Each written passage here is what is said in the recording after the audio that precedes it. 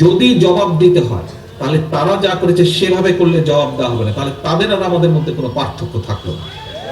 সে অধম বলে কি আমরাও অধম হব না?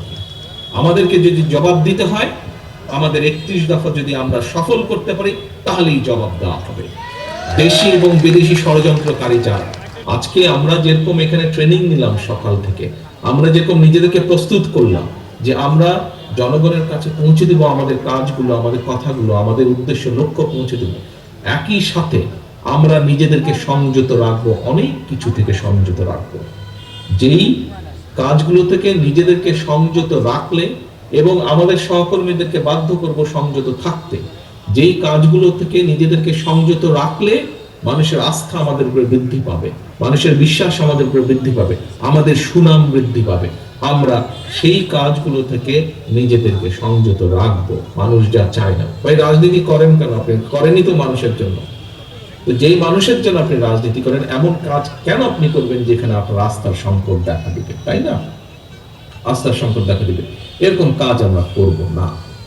সহকর্মীবৃন্দ, আমাদের বহু সহকর্মী গুম হয়েছে, খুন হয়েছে গত 15, 16, 17 বছরে।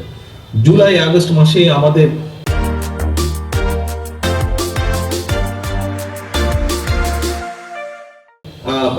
500 জনের উপরে নেতা কর্মী সারা দেশে আমাদের খুন হয়েছে।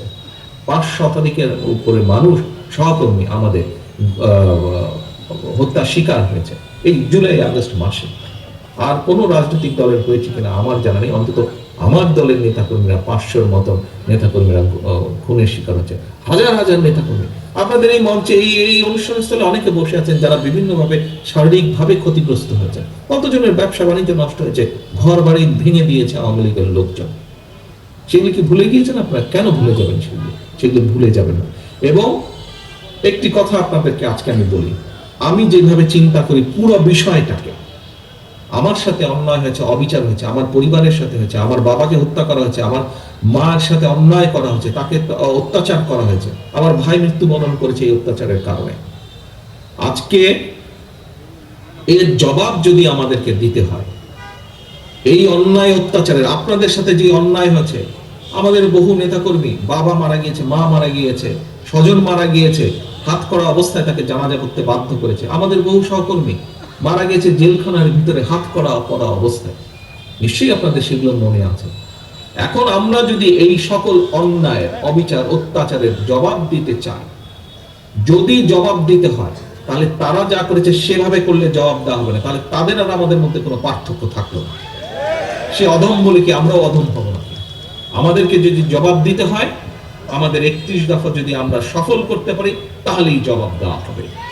দেশি এবং বিদেশি ষড়যন্ত্রকারী যারা দেশি এবং বিদেশি ষড়যন্ত্রকারী যারা চায় না এই দেশে গণতন্ত্র প্রতিষ্ঠিত হোক, যারা চায় না এই দেশের মানুষ রাজনৈতিকভাবে এবং অর্থনৈতিকভাবে সফল হোক, স্বাবলম্বী হোক, যারা এটা চায় না, আমরা যদি 31 দফা সফল করতে পারি, তাহলে মানুষের ভোটের অধিকারকে প্রতিষ্ঠিত করতে পারি, তাহলেই তাদেরকে আমাদের জবাব দেওয়া হবে।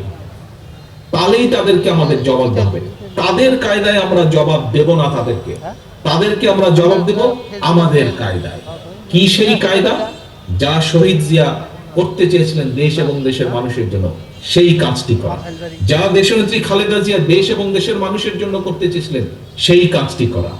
যা আমরা 31 দফায় বলেছি, সেই কাজগুলোকে সফল করার মাধ্যমেই আমরা সেই ষড়যন্ত্রকারীদের জবাব দিতে পারবো, সেই স্বৈরাচারদের জবাব দিতে পারবো। কাজে আসুন সহকর্মীবৃন্দ, আমরা আজকে প্রতিজ্ঞা নেই, আমরা আজকে শপথ গ্রহণ করি। 31 দফাকে যেভাবে আমরা পৌঁছে দিব মানুষের কাছে, একইভাবে সেই 31 দফাকে যাতে আমরা সফল করতে পারি, ওই স্বৈরাচার, ওই ষড়যন্ত্রকারীদের জবাব দিতে পারি 31 দফাকে সফল করার মাধ্যমে। তার জন্য মানুষের আস্থা, মানুষের বিশ্বাসকে আমাদের প্রতি কিভাবে ধরে রাখবো, সেই পরিকল্পনা আমরা গ্রহণ করি, সেই প্রতিজ্ঞা আমরা গ্রহণ করি। যে বাংলাদেশের যে রাষ্ট্র ব্যবস্থা এখন আছে সেটা সংস্কারের প্রয়োজন। তিনি কিন্তু গত 2 বছর আগেই এই রাষ্ট্র ব্যবস্থা সংস্কারের জন্য কিন্তু তিনি 27 দফা তিনি প্রবর্তন করেছিলেন, এবং সেই 27 দফাকে আরো উন্নত করে আপনাদের বর্তমানে 31 দফা কর্মসূচি তিনি ঘোষণা করেছেন। আমরা সেই 31 দফা কর্মসূচিকে বাস্তবায়নের লক্ষ্যে আমরা গত বেশ কিছুদিন আগে আমরা ঢাকাতে কেন্দ্রীয়গতভাবে আমরা সেই কর্মসূচি পালন করেছি এবং আজকে গত 3 দিন ঢাকা ডিভিশনের 9টি জেলার এই কর্মসূচি পালিত হয়েছে এবং আজকে টাঙ্গাইল, মহানগর, গাজীপুর, মহানগর, নারায়ণগঞ্জ একসাথে 3টা জেলার হচ্ছে এবং এরপর প্রতিটি উপজেলা পর্যায়ে এবং প্রতিটি থানা ইউনিয়ন পর্যায়ে এমনকি মাঠ পর্যায়ে সব জায়গাতে আমরা অনুরূপভাবে আমরা এই 31 দফা কর্মসূচি বাস্তবায়নের লক্ষ্যে আমরা কাজ শুরু করে দেবো ইনশাল্লাহ। বাংলাদেশের হারানো যতগুলো বিষয় আছে, নির্বাচন ব্যবস্থা আপনারা জানেন যে আমাদের এই 31 দফায় স্থানীয় নির্বাচনে প্রতীক বরাদ্দের কোনো বিষয় নেই, অতীতে সেটি ছিলও না। তো আমরা বিশ্বাস করি যে একটি উৎসবমুখর ভোটের মধ্যে যেটি প্রয়োজন সেটি আমাদের দল সিদ্ধান্ত নেবে এবং সেই লক্ষ্যেই তারা কাজ করবে। দেশনায়ক তারেক রহমান দীর্ঘ 17টি বছর আন্দোলন সংগ্রাম করেছে গণতন্ত্রকে ফিরিয়ে দেওয়ার জন্য, মানুষের ভোটের অধিকার নিশ্চিত করার জন্য এবং মানুষের বাক স্বাধীনতা ফিরিয়ে দেওয়ার জন্য। সেটা আমরা 5ই আগস্টের গণ অভ্যুত্থানের মাধ্যমে প্রথম বিজয়ী হয়েছে। দ্বিতীয়টি আমরা মনে করি যে এই যে সাম্যের রাজনীতি, যেখানে তৃণমূল পর্যায়ে পরস্পর যে হিংসা বিদ্বেষ এবং আমরা যেভাবে রাজনীতিটা সঠিকভাবে করতে পারিনি, তারেক রহমানের 31 দফার মধ্যে এবং বিএনপির যে সংস্কারের যে 31 দফা দিয়েছে রাষ্ট্র কাঠামো মেরামতের, সেই ক্ষেত্রে এক দল পরস্পর আরেক দলের প্রতি একটা শ্রদ্ধাবোধ থাকবে এবং আমরা সকলে মিলেমিশে এই দেশটা আমাদের সকলের, আমরা সকলে মিলে সাম্যের রাজনীতি করব। 31 দফা রাষ্ট্র মেরামতের জন্য যে কর্মসূচিটা আমাদের মাননীয় চেয়ারম্যান তারেক রহমান সাহেব দিয়েছে, এর প্রতিটি দফায় আমাদের কাছে অত্যন্ত গুরুত্বপূর্ণ।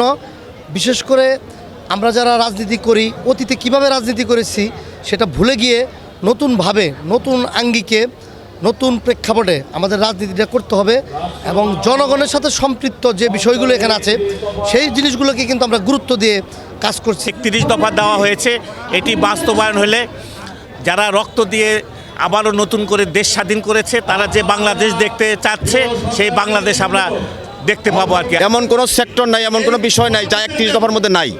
অর্থাৎ এই 31 দফাকে অনুসরণ করে আমাদের রাষ্ট্র কাঠামো আমরা সঠিক লক্ষ্যে পৌঁছতে পারলে ইনশাল্লাহ আমরা একটা উন্নতশীল জাতি এবং উন্নত দেশ হিসাবে বিশ্বের দরবারে মানচিত্রে মাথা উঁচু করে দাঁড়াতে পারবো, এই প্রত্যাশা আমাদের। এই ধরনের বহু ধরনের আকৃষ্টমূলক যারা বিগত দিনে ছিল না এই রাষ্ট্র কাঠামোর মধ্যে, আমরা সেটা জনগণের দ্বার প্রান্তে পৌঁছানোর জন্য আজকে সারাদিন ব্যাপী কর্মশালা হবে, সেটাকে আমরা শোনার জন্য এখানে আমরা এসেছি।